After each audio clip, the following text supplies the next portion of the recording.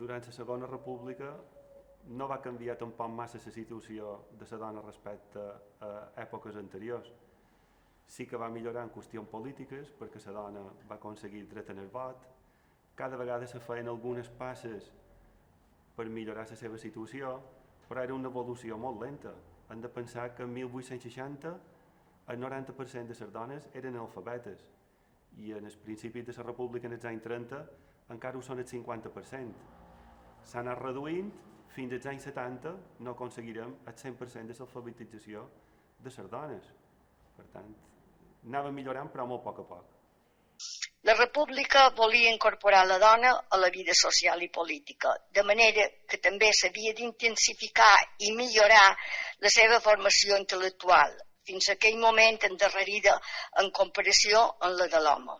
Aquesta manera de pensar aviat donà resultats. La igualtat de les condicions laborals, això no era de cap de les maneres, però sí que les dones, en el moment que apareixen les fàbriques, s'hi integren perfectament. No és que les dones estiguessin marginades de la fàbrica, hi fan feina. Això sí, amb un sou molt més baix, i en els tallers petits, que no estaven mecanitzats, les dones feien gairebé les mateixes tasques que els homes, excepte aquelles que potser requerien un poc més de força física, com podria ser escosir les sabates, que se feia manual, i segurament les dones no ho solien fer, però en els tallers petits les dones feien absolutament de tot. A les fàbriques sí que la feina estava molt diferenciada. Les feines més senzilles i que s'havia de cobrar menys els feien les dones, les feines més complicades i que suposaven salaris més grans els reservaven en els homes. I també en els nins, les dones i els nins anaven un grup junts. Mon mare als 10 anys va fer la primera comunió i a fer feina. I mon pare als 9 a fer feina. Feien la primera comunió i a fer feina. En el llibre Mestres republicanes, ciutadanes compromeses de Maria Cristina Ferrer i Maria Pons hi ha una frase molt gràfica, molt explicativa, atribuïda a Benita Assas, feminista creadora de Pensamiento Femenino, una revista quinzenal sobre la dona i els seus drets. Era ella, una Benita, militant del Partit Republicà Radical Socialista Independent i en tota la raó del món propalava. Espanyoles, a la República li devem ser dones i no tan sol femelles.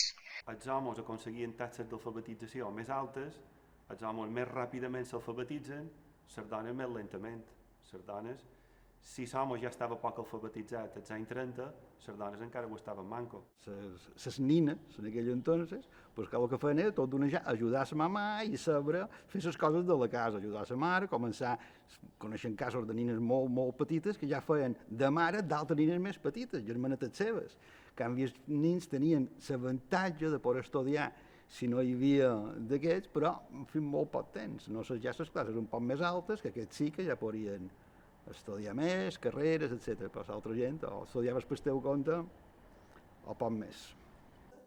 El tipus d'ensenyança sempre variava. Allò que se li ensenyava a un nin, a més que el nin estava més anys escolaritzat, rebia més bona ensenyança, educació, que no la nina, que estava menys anys, i a lo millor li ensenyaven més tasques manuals, cosir, pintar, i si eren dones de més recursos econòmics, li ensenyaven a tocar un instrument musical, brodar.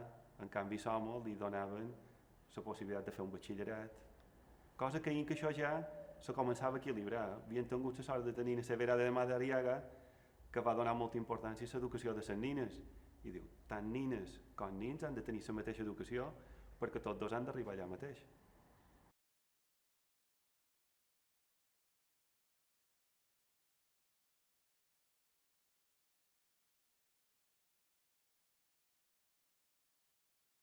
El factor femení, tenint en compte el component masclista de les doctrines dominants, que és església, falange i exèrcit, no va ser un atenuant. Si a Mallorca el nombre de dones empresonades o assassinades va ser inferior al dels homes, és perquè la seva participació en l'activitat pública havia estat sensiblement inferior a la dels homes.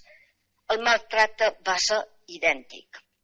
Com que les dones, com te deia, no varen tenir un paper tant de líders, era molt més mal de fer anar contra elles.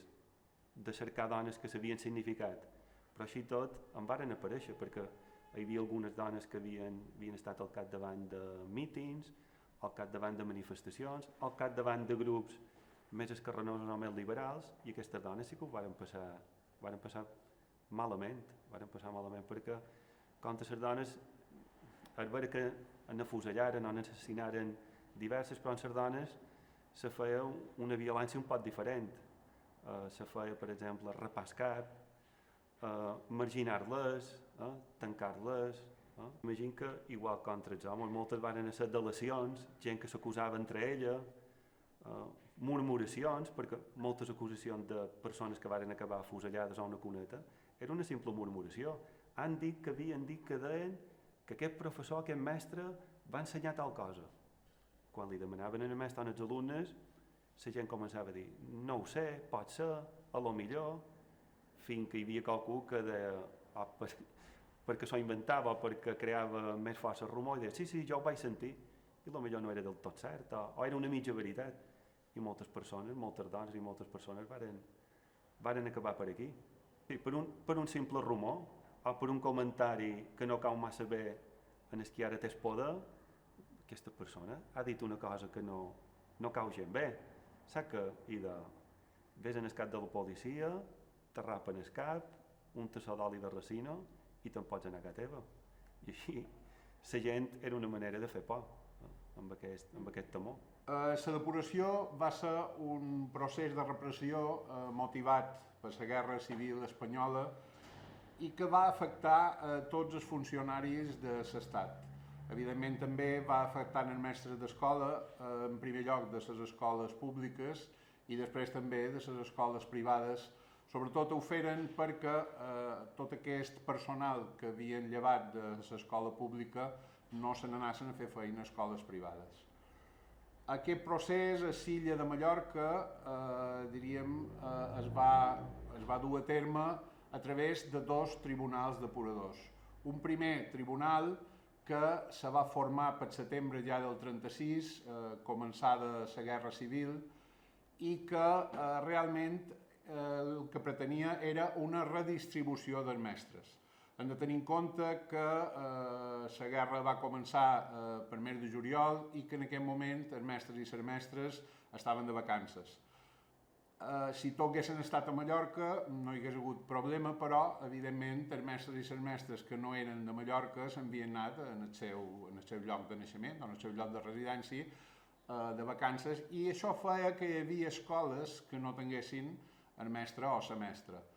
També, evidentment, hi havia mestres d'altres indrets que havien hagut de quedar a Mallorca per el problema de la guerra.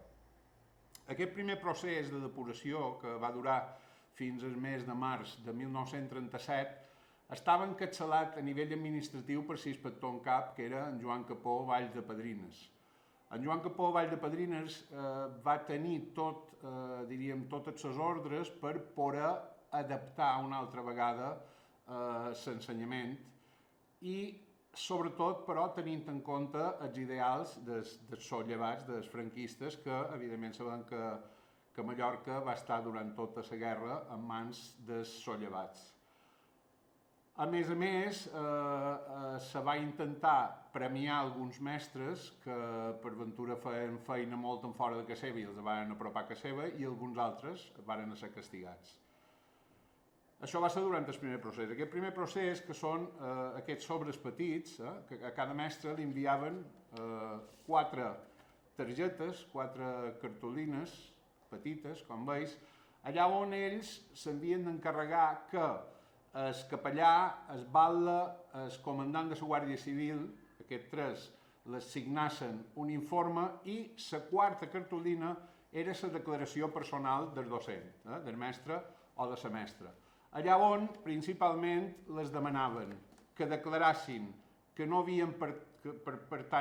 pertanyien a una associació de treballadors de l'ensenyament, en aquest cas a SAPTE, associació que era un sindicat, i també que no havien figurat en partits polítics del Front Popular, la coalició d'esquerres que va triomfar a les eleccions del febrer del 36.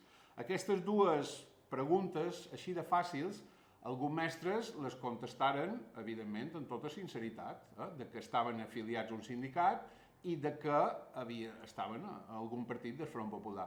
Això, evidentment, els va crear molts de problemes i va ser un dels motius pels quals alguns mestres foren apartats de la seva feina.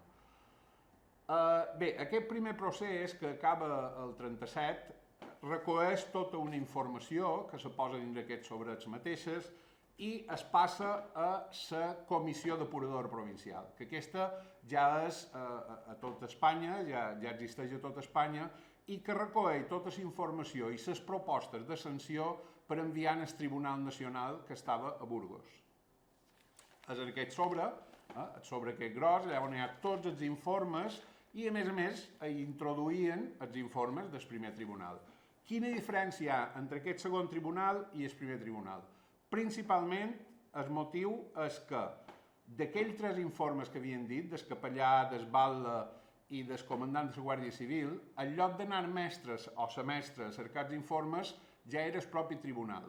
Clar, això desvirtuava molt el tema, perquè la presència dels membres del tribunal, que el tribunal estava encapçalat per un catedràtic i professor de llatí de l'Institut Ramon Llull, Bartomeu Bosch i Boussà, el fet que fos el propi membre del tribunal ja a vegades capgirava una mica les declaracions de les forces vives del poble, de la ciutat. Això per una banda.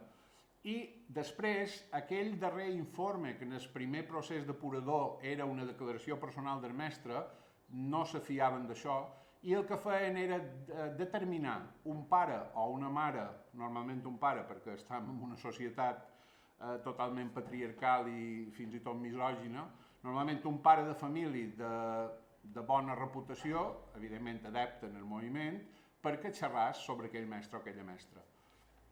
Clar, això feia que molts de mestres i moltes mestres tinguessin els informes molt més dolents que no en el primer tribunal depurador.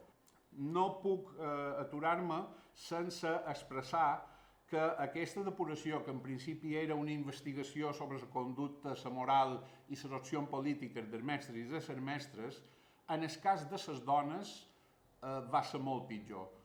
Per molt de motius. El primer motiu de tot és que a la dona la consideraven un ésser amb molt menys importància. És a dir, simplement la dona s'havia d'encarregar de la família i res més. No podia sortir pel carrer en cap home que no fos son pare, algun fill seu o el seu espòs. És a dir, clar, què vol dir tot això? Tot això vol dir que moltes dones, com per exemple el cas de Caridad Martí, una mestra de Sóller que va acabar després desplaçada durant un any i alguns mesos a la graduada d'Inca, en el cas de Caridad Martí se la va sancionar no perquè estàs en contra dels ideals del moviment, que ni ho sabem si hi estava, sinó simplement pel fet de la dona i perquè hi va haver un motiu de gelosia entre la dona del mestre que estava fent feina amb ella a l'escola de les Marjades de Sóller. Això jo crec que és més trist encara, perquè és una manera de dir-li a aquesta dona te sancionam perquè ets dona, perquè ets dona i perquè no ets fidel, és a dir, ets una dona que, com que te dus molt bé professionalment amb el teu company, hi ha alguna cosa més. Dels casos d'Inca podem també xerrar del cas de Maria Mas Fullana, que aquí tenim el sobre del seu primer tribunal depurador, però en aquest sobre, com veiem, hi ha un sí gros aquí, i aquest sí significa que en principi no la varen sancionar. Sí vol dir apte, però realment llavors no va ser així. Una vegada que l'havien declarada apta, un empresari d'Inca va dir d'ella que era comunista, que no era d'aptitud catòlica ni cristiana i que era convenient fer-la fora d'aquí. Ella, he de dir que dins el primer procés ja la varen destinar a una altra escola, però a una altra escola dins la província, dins Silla, i realment que no li va suposar molt de canvi. Però, evidentment, després de les declaracions d'aquest empresari, aquesta mestra se'n va d'anar a fer feina a Ciutadella i va estar un temps fent feina a Ciutadella simplement per això. Que se'n va casar l'any 36, se va casar per febrer i per allò, va ser això, juliol, tal, pues, per agost, dins aquell any, dins l'any 36, pues, ella va quedar embarassada i el papà el van tancar. I ella va haver de passar l'embaràs amb sa mare i les germanes, i es van però s'endugueren els germans, amb una paraula. Va ser una situació, la m'imagino, perquè no l'he viscuda i tampoc no la m'han contada així, pam. Però crec que va ser una situació, si mos posàvem en aquell puesto, bastant forta. Bastant forta. La majoria, però, a Mallorca es trobaven en una situació de violència que no podien intuir ni remotament abans del 18 de juliol, perquè varen ser represaliades pel fet de ser filles o germanes d'en tal, o per estar casades amb en tal, i d'altres ni això. De manera que la percepció que tingueren de la guerra era que el món es quedava damunt. Probablement els problemes mentals i les depressions que se'n derivaren del seu pas per la presó varen ser importants. No, també no xerràvem molt dels temps que el perill va estar tancat, no en parlava massa. Era un tema més? Era un tema tabú, que podríem dir.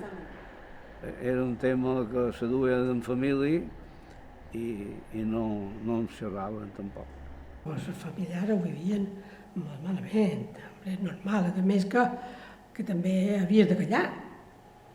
No te podies queixar, perquè si no te podia venir un altre. No crec que hi hagi molt de puestos, diré no a Mallorca, diré a Espanya, que n'hagin tingut 5 de tancats. No crec que n'hi hagi molts. Pot ser, perquè se feren moltes coses. Però 5 d'una família són molts, Són molts.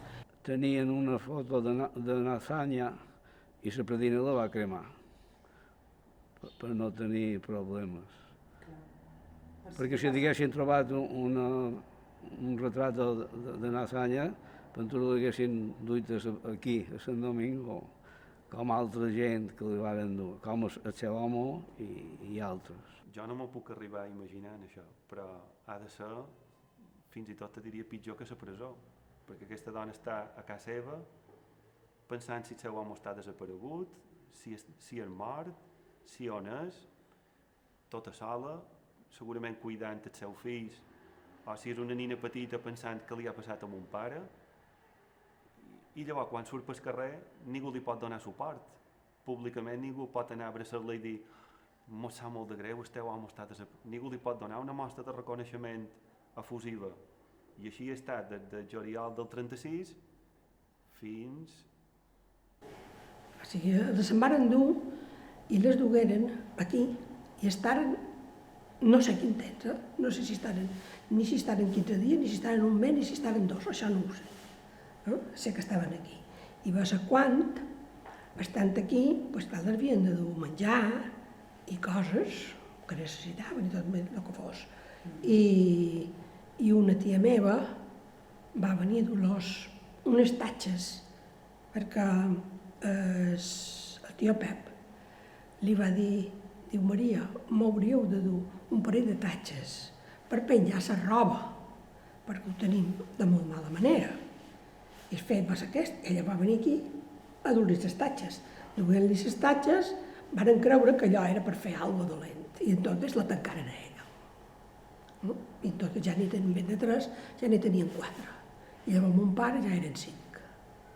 Està bé la cosa. De petit no era un tema com a tabú. Comptes jo som del 67, el 67 ja no era el 36 ni molt menys, però encara quedava. Sí. I quan encara era jo de petit mai sentia res, i jo també era un tema que no m'interessava perquè era un nen i ni senties xerrar, ni havies sabut res. Jo em vaig començar a interessar ja de grandet. Quan jo tenia 10-12 anys, anar a jugar a la pilota i córrer. No en xerraven, i era un tema també que era com... A l'escola tampoc no parlaven de guerra civil ni tot això, era una cosa que estava aparcada, i a que nostra no se'n xerrava, només se'n xerrava quan els nens jugàvem amb els nens. Sí que me'n recordo quan feien qualque dinar de família o tal, els majors més que xerrar, xerraven.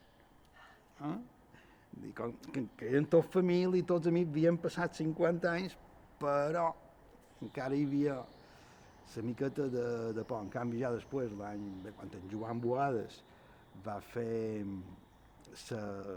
l'entrevista a la Margalida i en Francisco, ja això va començar a arrencar, no només per ell, sinó a nivell general, i fins quan avui ja no hi ha cap tipus de por, al contrari, però aquella por va desaparèixer, que va ser molt mal. No estava davall un llençol, estava davall 10 flaçades, la por. La predina xerrava poc, però també no xerrava massa, no xerrava massa. La presó aquí a Santo Domingo hi devia haver alguna finestra, algun lloc on es podien veure la gent que passava per allà. I ma mare agafaven en Bernat, fill, que tenia 7 o 8 mesos, l'agafava en braços i el passejava ella i en Bernat per davant la finestra perquè son pare i son pare d'en Bernat, els dos, que eren cunyats, els poguessin veure. Això me contava, no?, de la presó. I ells, quan estaven aquí, pues, el tio Consuelo i els duia menjar, diu que me contava ella sí que m'ha contat coses, que li miraven el menjar i li miraven les coses desagradables, com si fossin animals. Però quan estava aquí, ma mare me va contar una anècdota, però vamos, no deia el compte, d'un falangista que eren veïnats de la casa i encara se'n va riure d'ella. Diu, ara tenim tots els rojos aquí tancats, aquí. Però bé, això, sempre hi ha hagut gent amb pot seny.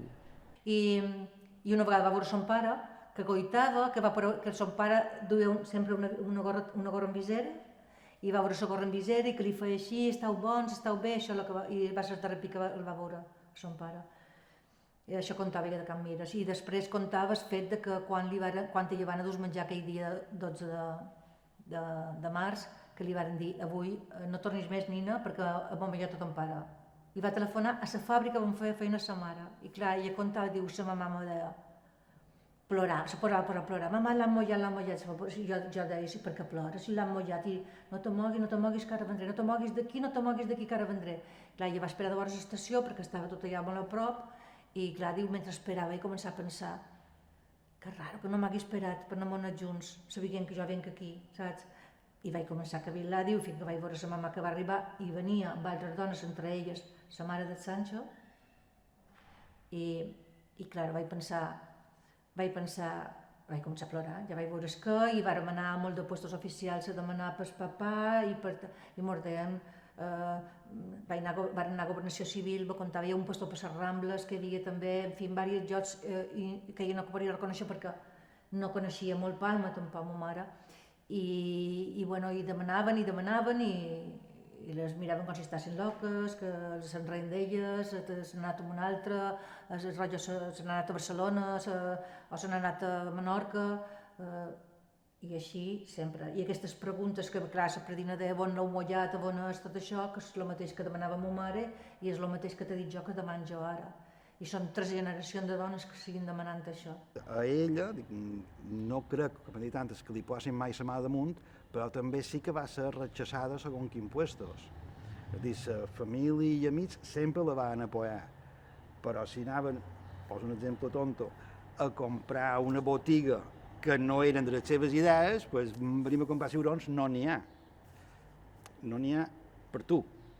Hi havia això, hi havia rebuig.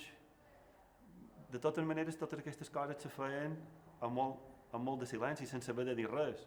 No és que hi hagués una dicta del batlle. A partir d'avui, totes les víctimes i totes les seves familiars... No, això se feia a nivell privat, a nivell silenciós, que de vegades és el que fer més. Et sa filla de, era sa dona d'en... A lo millor sí que hi havia uns sectors que veien que això no havia de ser així, però uns altres deien alerta que aquesta ha estat sa dona d'en, o sa filla, o sa germana...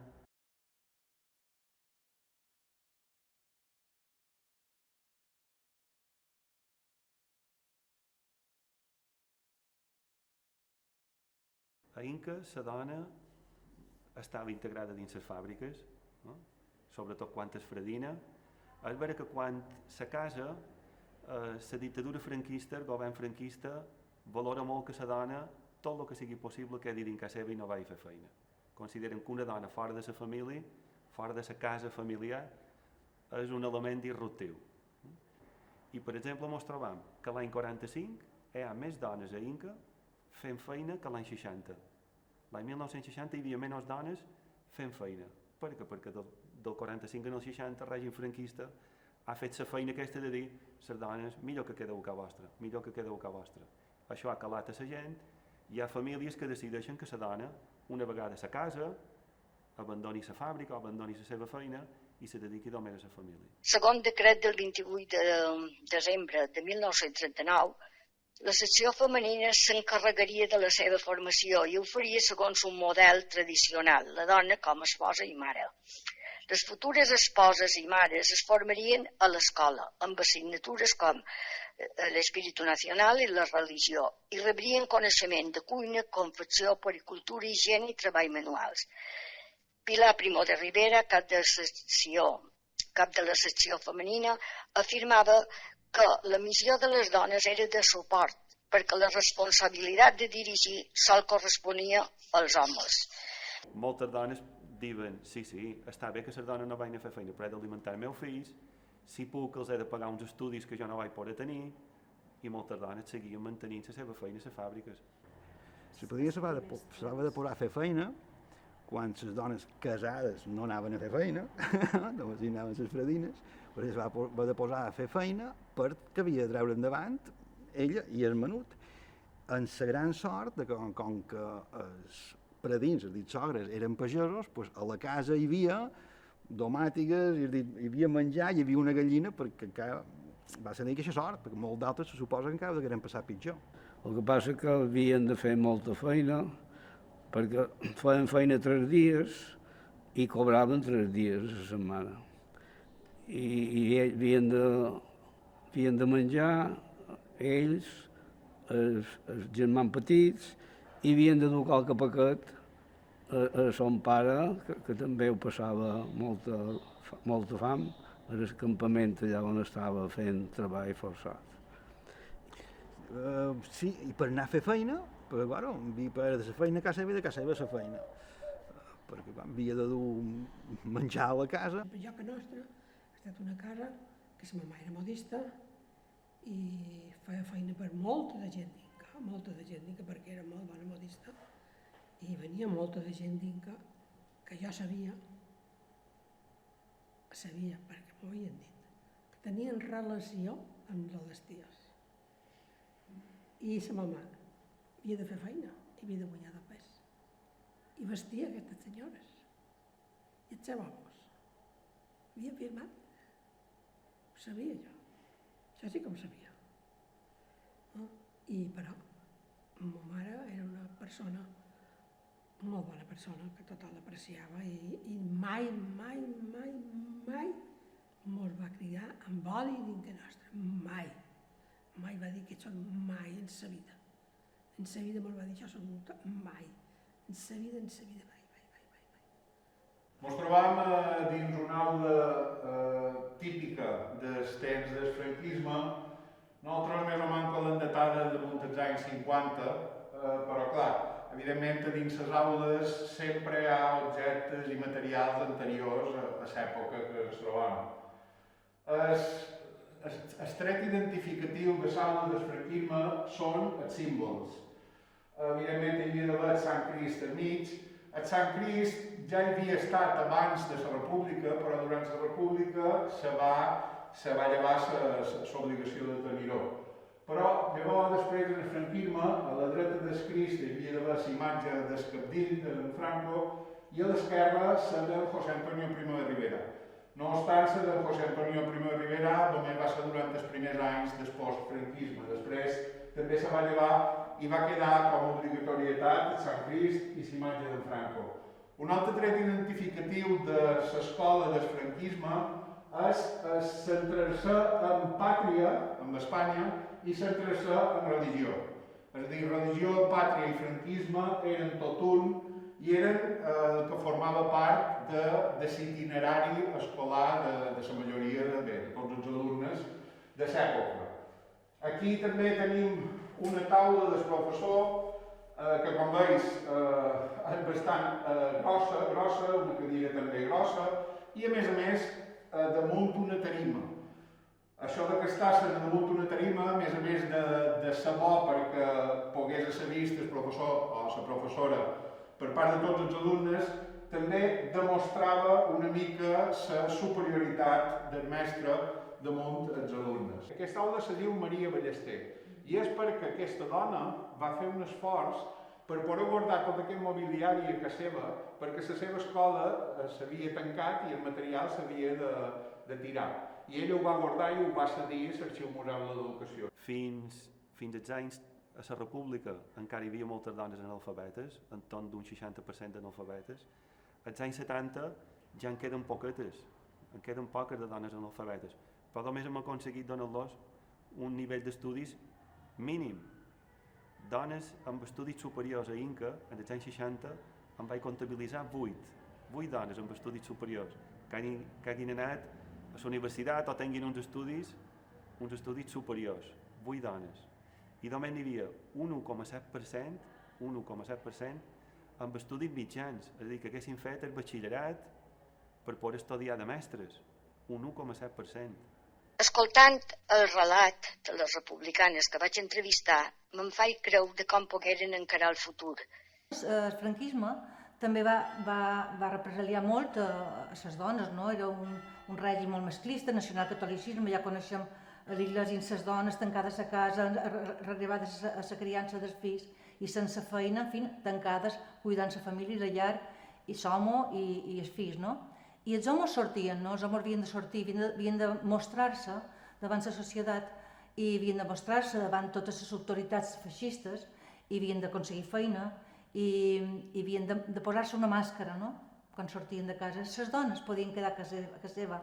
I tot i que ho feien molt fluixet, perquè ja la major desesperats que hi sentien en aquella època, guardaven aquella memòria i l'anaven transmitint als fills. I aquests fills, nosaltres, són els nets, no? Les netes en aquest cas. I curiosament ha anat passant de generació en generació, però també amb els homes, però en general, les dones. Les dones s'han agafat aquest rol de conservar la memòria i l'han anat transmetent. Hombre, elles, fins que varen ser cautes, perquè fins que no varen poder xerrar, no xerraren, no digueren res, no podien dir res, perquè l'altre no ho viscut, però nosaltres hem viscut que anaves a un bar, te prenies no diré una Coca-Cola, però el que fos, i havies de mirar qui hi havia al teu alrededor, perquè qualque paraula teva podria ser agafada malament. Això ho dus aquí, m'entens? Bueno, la vida social, després de la guerra i antes de la guerra, els homes al vespre anaven al cafè, feien vida social al cafè, els homes. Les dones era impensable. I les dones, pues, se reunien un parell de dones, de veïnades o amigues, i feien tertúlia i jugaven a cartes. No anaven al bar, que estava molt mal vist que una dona anés al bar. Després les famílies entre elles s'ajudaven, les dones entre elles xerraven a les cases, aquelles dones que anaven de negre i anaven per cementeri cercant i xerraven entre elles i s'ajudaven entre elles, no? I després va passar que tenien també molta relació ells amb famílies d'Inca. Per cert, la Maria Antònia Oliver, ella per mi està dins tota aquesta cosa per un prediceu. Entonces, la dona, la seva abuela, era molt amiga de la meva abuela. Clar, ella tenia l'home i la abuela tenia els fills. I elles dues, amb una paraula, se passaven tot el que podien i xerraven i tot el que podien. Se feien encara que no ho donassin a entendre, perquè l'altra gent, esclar, les mirava de reüll. És normal. Si te diuen que aquest és dolent, doncs t'ho creus. No, relativament dolent no sabem que és dolent, però vamos, diran que sí. Però se feien entre ells, simplement se respectava molt. I el temps que van tenir el seu home i els meus tios, pues, aquest temps elles dues xerraven molt i les cartes, ho diuen les coses i tot, amb una paraula, sí. Varen crear una xarxa entre elles i jo, clar, ma mare no m'ho ha contat així, però jo ho he arribat a entendre. O sigui, ma mare deia, venien dones a casa nostra i jo sentia que deien han trobat aquesta roba, han trobat no sé què, però és l'abric vostre, no l'han trobat, no és l'abric vostre. L'abuela va morir l'any 54, per tant, jo la vaig veure molt de temps, i tenia 74 anys quan va morir, jo l'estimava amb locura. Era una dona, una meravella de dona. Estava loca per nosaltres, perquè era sa filla casada i va tenir dues nines i estava loca per nosaltres, ella, i jo per ella, però si la vessis en les fotos tenia una cara de pena terrible, no se va llevar del mai, sempre va anar negra, sempre va anar negra. Me'n recordo molt d'ella. Perquè la veritat és que la família van ser molt marginades després. Vull dir, no només van ser víctimes els que van desaparèixer, sinó les famílies, això jurídicament és així, però que a la vida real també, vull dir, van ser molt marginades. I marginats els fills també, que havien d'estudiar més que els altres per treure's un títol, que havien de fer més feina que els altres, que les dones havien de demostrar més encara, i així podem anar... Això jo no ho he escoltat a casa meva, ho he escoltat a casa meva també, però a moltes cases ho he escoltat, que he anat a entrevistar. De vegades pens en l'exili interior en el qual es varen reclaure els republicans, homes i dones, acabada la guerra. Va ser una tragèdia afegida a la pila de tragèdies que patien. Els franquistes, els feixistes, mataven les idees, no volien que la gent pensés. Jurídicament, els casos de desaparició forçades no només són víctimes les persones que se fan desaparèixer, sinó també els seus familiars, no? I això està contemplat pels tribunals, i tant internacionals com espanyols, com a tortura. És curiós, no? Però és que, a més d'aquesta tortura, aquestes persones havien d'aguantar també la marginació social a què eren sotmeses. Eren fills, filles, dones de rojos, i estaven assenyalades, ateus, rojos, etc. No? Però quan el seu fill, el mon pare, el van enviar a fer servici, que era obligat, quan va anar forçós, com és lògic, i quan va entrar en el corter, varen veure Gabriel Boada de Llobera, el van cridar, el primer dia de corter, vostè té res que vol enviar al Boada dels Ponts? Diu, sí, era mon pare. No li varen dir res, no varen fer res, però se suposa que d'aquell dia tenien suï damunt d'aquest és el fill de, alerta en el que fa. Però la seva vida després va estar molt marcada. Està marcada en el sentit de que posteriorment, quan hi havia d'haver qualque aconteixement a Inca, una cosa o l'altra, el municipal venien a casa nostra i li deien, Jaume, avui no surtis. Això va passar moltes vegades. Però d'altres coses jo no tenc constància de que li fessin res més en el papà. No tenc cap constància ni una. I la tia Maria sí que la varen dur a Palma, que era Can Sales per mi, no era Can Sales. També la varen dur a Palma perquè jo tenc cartes. I aquestes cartes són molt emocionants, però no les vull treure mai. I ma mare me contava que ella sentia com si tingués una pedra damunt, molt grossa, i que li costàs, i ella me deia, perquè era molt graciosa, me deia, i mira que jo era més guapa, jo era més llesta que moltes altres, però així tot me costava més que les altres, i era més llesta i més guapa perquè jo ho sabia. I me deia això, no me contava això. I és una manera de dir-ho, no? Però d'aquesta manera podem entendre aquesta marginació, no? Lo difícil que ha estat per aquestes famílies. Quan elles van tenir de 8 o 9 anys, que les lotes joves surten, jo sé que jo ja les conec, jo ja me'n donava compte, elles ja no sortien a Inca. Mai van sortir a Inca. Sempre s'anaven a Palma, que tenien amigues, sortien, però allò de dir de sortir per Inca, no, per Inca no. No vol dir que quedassin marcats, no puc dir, perquè jo no puc constatar això, però elles a Inca ja no sortien. De fet, hi va haver una cosa que també me contava ma mare, que una guarda de farangistes d'aquí del poble d'Inca li van donar documents perquè ella afirmés que el Vivi moria a casa seva, en el llit, i no ho va voler afirmar ella. Per tant, el meu tio Andreu, que era el gran, un poc més gran que ma mare, va haver de fer servei militar. És que en aquell temps els fills de viuda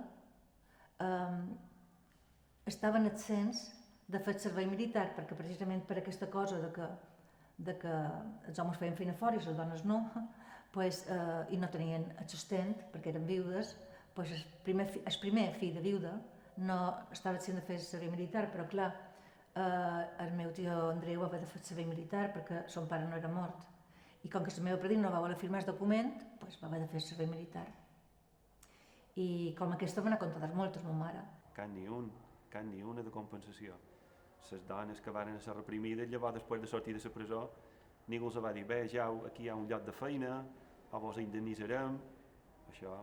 Fins que ara no ha vengut la llei de memòria històrica que ha intentat restablir tots aquests rescabalaments o mancaments que varen patir les dones, ningú hi va pensar, als anys 40 o 50, al contrari, silenciades, allà a un racó, o mal vistes de vegades. Fins en els anys 70, que hi va haver una amnistia, molt de mestres i moltes mestres varen seguir sancionats i sancionades.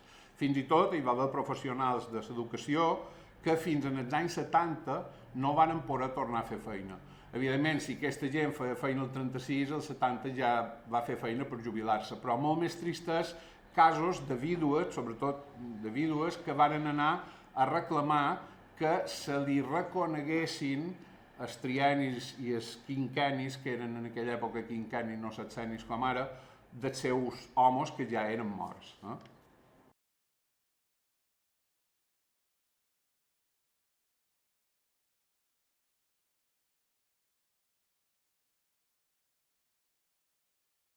Jo, des de la meva condició de presidenta de l'Associació Memòria de Mallorca, que és una entitat que se va constituir ara farà 16 anys, el 24 de febrer, un 24 de febrer precisament, de l'any 2006, i precisament té aquesta connotació, no? El 24 de febrer, és una data molt rellevant per la memòria històrica en el context de Mallorca, i la majoria de persones que jo he entrevistat han estat dones. És curiós, una cosa curiosa que a vegades també ho xerram a l'associació i diem com és això, que les dones són les que més mos xerren, tot i que també hi ha fills de persones assassinades i també alguns se mos han acostat, però en general, inclús siguent ells els fills, la dona del fill, diríem, ha coït la paraula i ha xerrat també.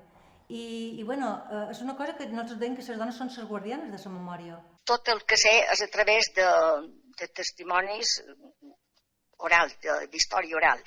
Jo no sabia res de la repressió de les dones, fins que vaig parlar amb la Francisca Pissà Company, que va estar més de 5 anys a Can Sales.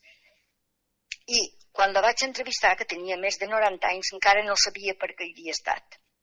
Vaig parlar amb més de 100, amb unes 120 dones, i amb el seu testimoni han romput 70 anys de silenci. I ma mare ho ha dit, ho ha xerrat perquè sa mare ho li va contar i va veure sa mare, i les preguntes que feia la meva predina era un 12 de març de 1937, quan va desaparèixer de Can Mir. Les preguntes que feia la meva predina a les autoritats feixistes de l'època, ma mare les va seguint fent i jo les estic seguint fent. No les autoritats feixistes, perquè no puc dir que siguin feixistes avui en dia, però sí que és cert que hi ha molta encara, no sé com dir-ho, murs, hi ha murs, entrebancs, que t'impedeixen encara en moltes ocasions trobar la veritat. Podem anar als arxius i podem anar, i tot és públic, diuen, però no és cert, perquè l'hora de la recerca és complicadíssim. Jo només tinc una noció d'això, que va venir un barco de Rússia i va duia molt d'espanyols. I, la meva cosina se va passar dies en el moll, cercant si arribava son pare, que m'ha fa cap de gaita. No. Ella, quan... hi ha la darrera carta on se despedeix, que és una carta molt cruel, molt realista però molt cruel, dia 1 de juliol, doncs dia 2 de juliol, ella se'n anava cap al cementeri, perquè li havien dit, jo no ho sé, per exemple, a les 8, i ella a les 7 se'n va cap allà per estar la darrera hora plegats, i quan va de camí cap allà sent els tirs. Perquè ja eren tots i ja anem a fer via. Ella, quan sap que aquells tirs el que significaven, se posa a córrer i se posa a plorar, i un senyor diu, i ara aquesta per què plora? És que li havien mort l'home. Ella se va posar damunt el cos i va agafar amb un mocadoret i va agafar la sang, i aquest mocador, jo me'n recordo que jo siguent petit, tenia una cartereta amb les monedetes, amb les pessetes i els duros i tal, i aquest mocador sempre el tenia dins la cartereta. Ja no tenia res de sang, ja no era res vermell, al cap de 70 anys, però aquest mocador sempre el tenia ell allà. I sempre el duia dins aquesta cartereta de les monedes. Això, del poc que jo me'n recordo. I aquest trauma, que és dur, perquè és molt dur, s'ha anat transmetent de generació en generació. Jo t'he dit que escoltava ma mare contar, quan ella era petita, que aquestes dones deien que no havien trobat l'abric del meu predí i que sentia dir, pensa tu, un abric tan bo no el trobarem mai, per exemple, no? Voldràs creure que quan vàrem obrir la fossa de Porreres, l'any 2016, quan me varen dir aquestes víctimes d'aquí segurament eren d'hivern perquè n'hi ha alguna que se'ls veu que duia un abric, vaig tenir un cop aquí com si fos l'únic que duia abric, no era així, però que jo he arribat a pensar també, i també cerca aquest abric, o sigui, és una cosa que com que tens dret, però també l'obligació de cercar aquest abric, no? I això és una cosa que les dones entre nosaltres mos han anat contant i mos han anat transmetent, i jo vull també que a les meves generacions que venen sigui així, no?, d'alguna manera. No sabien, esclar, deia són morts, però qui te deia que eren morts i on eren morts? La seva filla va cercar son pare com a loca, que va morir ara fa, que era la meva cosina major. Va morir que deu fer 4 o 5 anys, una cosa així fa que va morir, i tota la vida va cercar son pare. Tota la vida. El que més va sofrir aquesta cosa, va sofrir molt fort, perquè esclar, era son pare.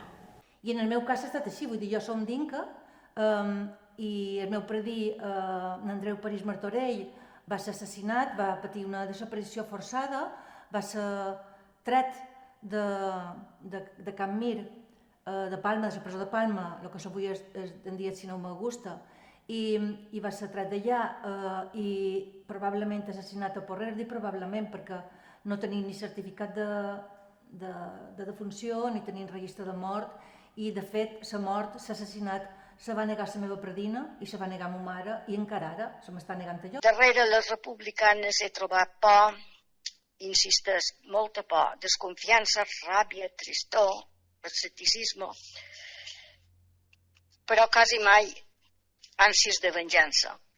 Clar, tot això, una nina com jo era nina, quan me contava aquestes coses, vulguis o no, te marca, vull dir, jo no he viscut els fets de la Guerra Civil, jo no he conegut el meu predí, però jo he vist a ma mare patir. I ho contava sense rancúnia, ho dic en sèrio, ho contava d'una manera així com ho he contat abans, jo era més guapa, feia aquestes coses, no? Però ho contava. I quan anàvem al cementeri Inca i ella anàvem a posar el dia de tots els sants unes flors a la predina, doncs ella deia, mira que no tenia un lloc per posar unes flors a mon pare, i jo me donava compte d'això, que no eren com els altres. O sigui, estàvem marginats, seguien sent diferents. La historiografia sí que els darrers 20 o 30 anys ha començat a rescatar dones. Ha dit, com, no hi havia dones, això no... En política les dones no existien i ja s'han començat a visibilitzar. Els historiadors tenim molta feina per rescatar tota aquesta tasca de les dones dins la història. De vegades posam el focus en els homes, en el balde, en el regidor, en el cap de la policia, en el sindicalista que fa el míting, però ens oblidem de la dona que també és allà. I tenim aquesta labor de tornar a mirar les fonts i recuperar les dones. I estim rescatar aquesta memòria que s'estava perdent.